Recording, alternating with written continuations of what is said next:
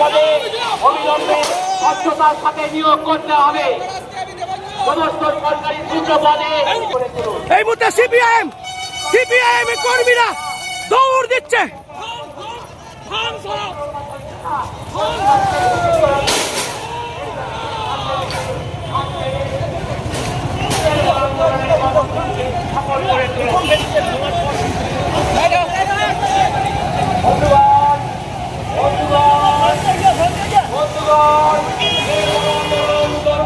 সফল করে